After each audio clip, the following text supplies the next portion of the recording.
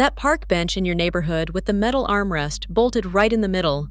That bus stop downtown that only has a narrow leaning bar instead of an actual seat. Those decorative boulders lining the sidewalk underneath a highway overpass. None of those are accidents. They are all designed for the same purpose, and once you see it, you will never stop noticing it. But what most people never realize is just how far American cities have taken this, and exactly who pays the price.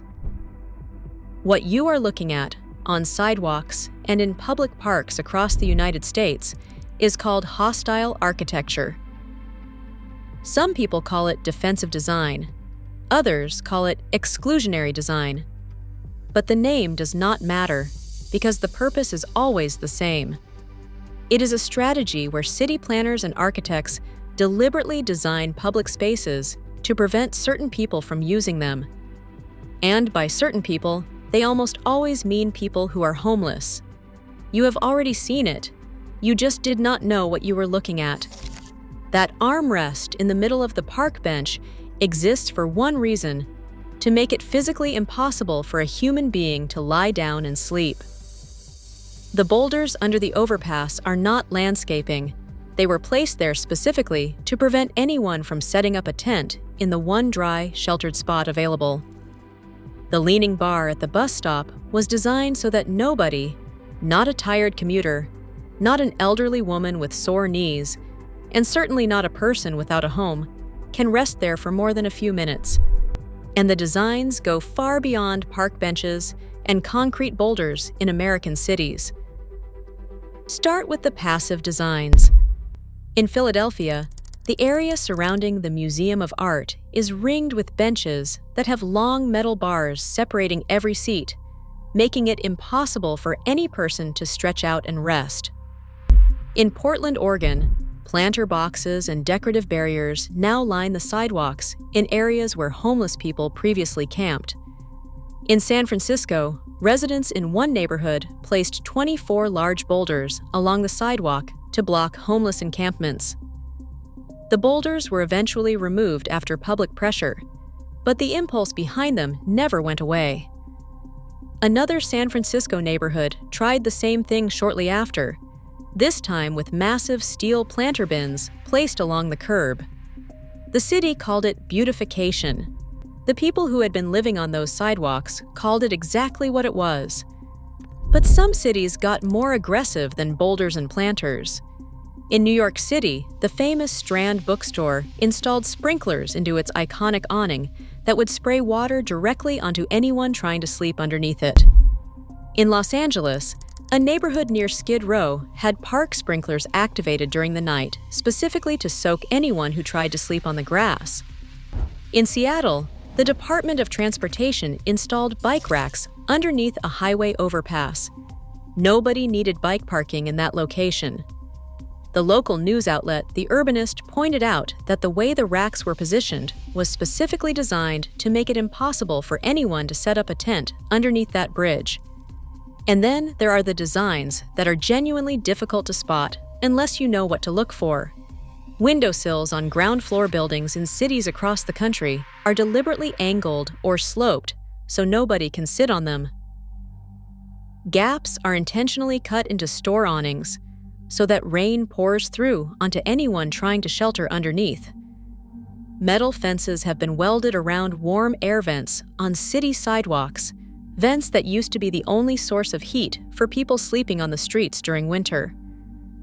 In some places, retractable metal spikes are built flush into the pavement outside certain establishments. During business hours, they sit flat and invisible. At night, they rise up to prevent anyone from lying down. The building appears welcoming during the day and becomes a fortress after dark. And then there is the example that tells you everything about the priorities inside American city halls. In several California cities, a special UV reflective paint has been applied to walls in areas where homeless people are known to relieve themselves. The public restrooms in those same neighborhoods have been shut down or permanently locked. The paint is engineered so that if someone urinates on the wall, the liquid bounces back and sprays them. A city government decided it was more cost-effective to develop splashback paint than to keep a public bathroom open. One of the most studied examples of hostile design sits in the borough of Camden in London.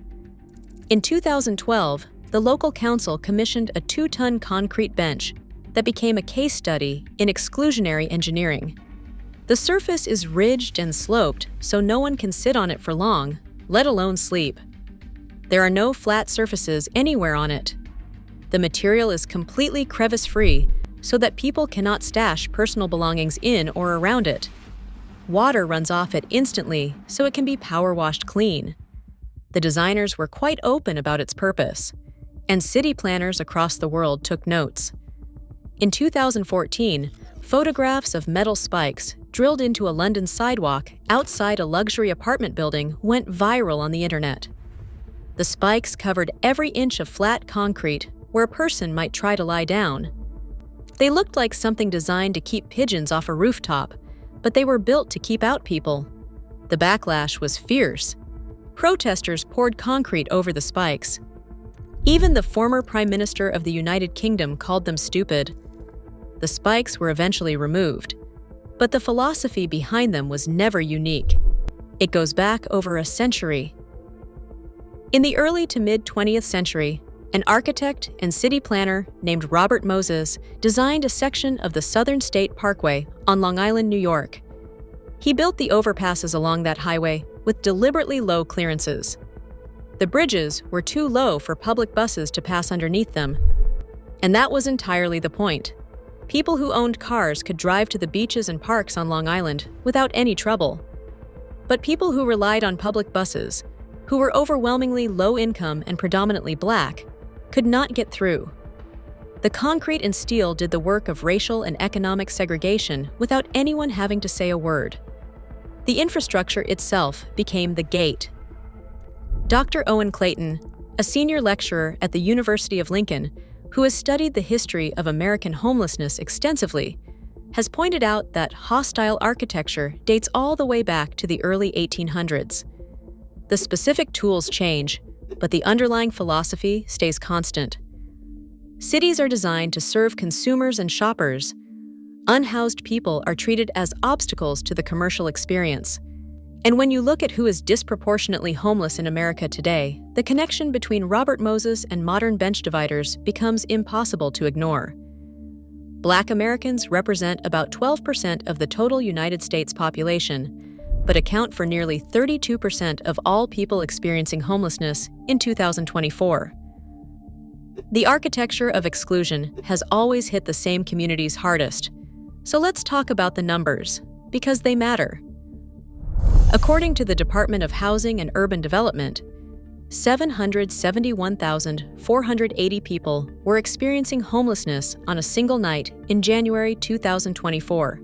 That is the highest number ever recorded since the Department of Housing and Urban Development started counting in 2007. It represents an 18% increase from just 1 year earlier, and that is the largest single-year jump in the history of the count. And the people behind those numbers are not who most Americans picture. Families with children saw the most dramatic rise, up 39% compared to 2023. Nearly 150,000 children under the age of 18 were counted as homeless on that one single night in January. Think about that for a second. 150,000 kids sleeping in shelters, in cars, in tents, on sidewalks, on one night. Over 41,000 homeless Americans were senior citizens. 43% of those seniors were sleeping unsheltered, on sidewalks, under bridges, in doorways, on park grates.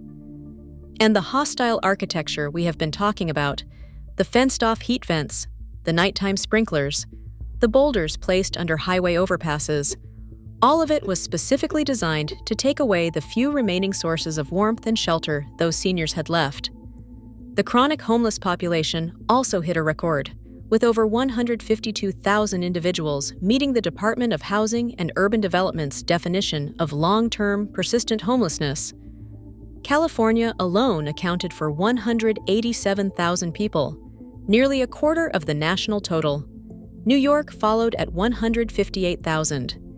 And the crisis was not limited to blue states or red states. Homelessness increased in 43 states and Washington, D.C., across urban, suburban, and rural communities. While those numbers were climbing to unprecedented levels, cities across the country were simultaneously spending money on metal spikes, concrete boulders, and divided park benches. And then in June 2024, the Supreme Court of the United States made it even harder. In City of Grants Pass versus Johnson, the court ruled 6-3 that cities can legally enforce ordinances against camping on public property, even when there are not enough shelter beds available for the people being cited.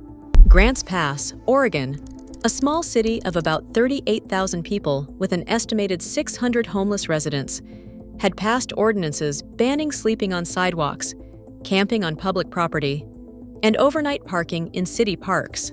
First-time violations resulted in a $295 fine. Repeat offenders could be banned from all city parks for 30 days. If someone violated that ban, they faced criminal trespass charges, up to 30 days in jail, and an additional $1,250 fine. Over 500 citations were issued in just 5 years. The majority opinion, written by Justice Neil Gorsuch, argued that the Eighth Amendment's prohibition on cruel and unusual punishment only limits the severity of a punishment, not whether the underlying conduct can be criminalized at all. Justice Sonia Sotomayor's dissent was sharp and direct. She argued the ruling effectively allows cities to punish people simply for the unavoidable biological act of sleeping when they have no other option. Sleeping is not a choice. It is a necessity. Every human body requires it. The aftermath of the Grants Pass ruling was swift. Within weeks, cities across the western United States moved to enforce existing anti-camping laws that had previously been legally uncertain. California Governor Gavin Newsom issued an executive order directing state agencies to begin dismantling homeless encampments. City after city accelerated encampment sweeps.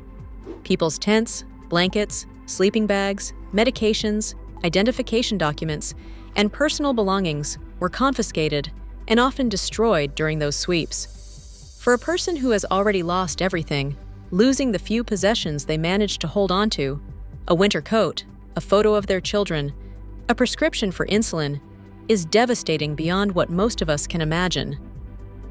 When you look at footage of encampment sweeps in the winter, or watch someone huddled on a park bench in freezing temperatures, the thing that stays with you is the exposure, the cold. A human body without protection from wind, rain, and freezing temperatures can reach dangerous levels of hypothermia within a few hours. Children lose body heat roughly 4 times faster than adults because of their smaller body mass. Seniors are extremely vulnerable. Now, I want to talk to you directly for a moment. You are watching this from your home, probably somewhere warm and safe, and all of this might feel far removed from your life. But being caught without heat or shelter is not something that only happens to people sleeping on city streets. Every winter, storms knock out power to millions of American homes. In Texas in 2021, 4.5 million households lost heat for days during a winter storm. Indoor temperatures dropped below freezing inside people's own living rooms. In Buffalo, New York, in 2022, dozens of people froze to death, trapped in their own vehicles during a massive blizzard. It happens more often than anyone wants to admit. And the hard truth is that most families have zero plan for what to do when the heat goes out. The roads are closed, and emergency services are not coming. If you have ever thought about that, even once, there is something practical you can do about it. An emergency thermal bivvy called TerraShell uses a reflective thermal lining to capture and return your own body heat. It runs without batteries, fuel, or electricity. It is about the size of a soda can when folded up, weighs almost nothing, and you just open it and climb inside. I keep a few in my car and a few more at home. I put the link in the description below if you want to take a look. But whether you grab one or not, the broader point stands. Not having any plan for when temperatures drop is a vulnerability that touches everyone, not just the people we see sleeping on sidewalks. If you are finding this useful, hit subscribe. I cover stories like this every week. Now, let's get back to the central question. Does any of this actually work? The research is clear. Hostile architecture does not reduce homelessness, not by one single person. What it does is displace people. It pushes them from one visible location to a different one, often somewhere more dangerous and more isolated. Anastasia Lukaitu-Sideris, a distinguished professor of urban planning at UCLA, has explained that through design, cities are essentially making homeless people uncomfortable enough to leave. But leaving one sidewalk does not mean leaving homelessness. It means walking to the next block, the next neighborhood, the next underpass. And very often, it means ending up somewhere with less access to outreach services, less visibility to the public, and more exposure to violence. NYU researchers have described hostile architecture as not only cruel but ineffective, arguing that it simply displaces and worsens the crisis rather than doing anything to address it. And there is an angle to this conversation that almost never gets discussed. Hostile architecture does not only hurt homeless people, it degrades public space for every single person who uses it. Those bench dividers that prevent someone from lying down on a park bench also make the bench deeply uncomfortable for an elderly person who needs to rest her legs while walking through the park. Those boulders that block tent encampments also narrow city sidewalks for parents pushing strollers and for people using wheelchairs or walkers. When cities remove public seating entirely from bus stops and transit stations, that decision does not just push out homeless people, it punishes seniors, pregnant women, people recovering from surgery, children, and anyone who simply needs to sit down for a few minutes. Professor Lukaitu-Sideris has pointed out that bus stops are public spaces too, and unhoused people do not just use public transit for shelter. Many of them use it to get to work, to reach medical appointments, to access services. When you exclude them from those spaces, you are stripping away the publicness of the space itself. Hostile architecture claims to protect the public, but people experiencing homelessness are themselves also members of the public.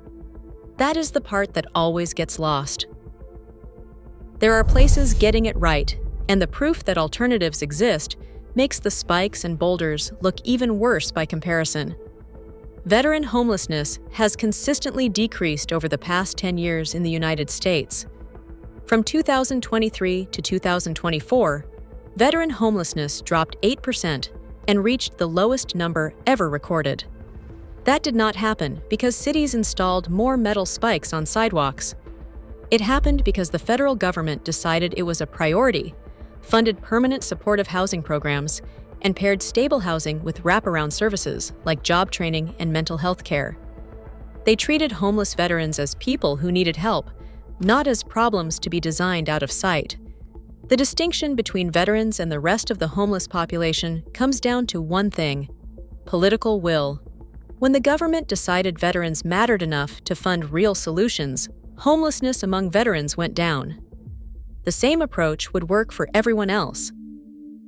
Minneapolis launched an initiative called Minneapolis 2040 that includes tax incentives for developers who set aside at least 20% of units as affordable housing. Kansas City built a public-private housing trust dedicated to creating and preserving affordable housing in the city.